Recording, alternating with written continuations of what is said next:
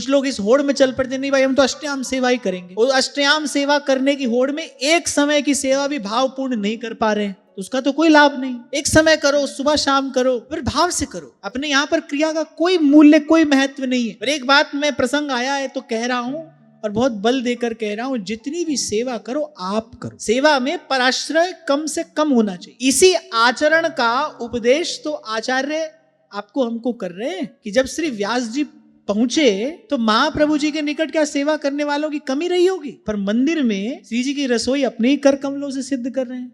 अरे यहां तक भी ठीक है, प्रभु की सेवा है। पर आप उस घटना का विचार करो, जब नाहरमल जी जंगल में पहुंचे, चूल्हे में जो लकड़ी जलेगी, उस लकड़ी को भी श्री महाप्रभु जी अपने ही कर कमलों से बीन रहे हैं। आचरण से ही तो उपदेश किया जाता है, आचार्य अपने आचरण से ही तो बताता है, सिखाता है। भले बहुत थोड़ी सेवा आप करो, एक ही समय करो, आपके पास बहुत समय नहीं है, साधन नहीं है, कोई बात नहीं, एक समय करो, पर आप करो। भोजन माँ भी कराती है बालक को, और कभी कभी भोजन आया भी कराती है बालक को। दोनों का भाव एक सा होता है क्या? कभी भी नहीं होता, हो ही नहीं सकता। जैसा माँ का लाड़ होता है बालक को भोजन कराने में, वैसा किसी दूसरे का हो सकता है? पिता का भी नहीं हो सकता। जो सेवा का प्राण है वो भाव तो सेवा में है नहीं, तो सेवा का सुख, सेवा का रस, सेवा का आनंद मिलेगा कैसे? सेवा का सुख जो है तो सेवक को ही मिलेगा ना।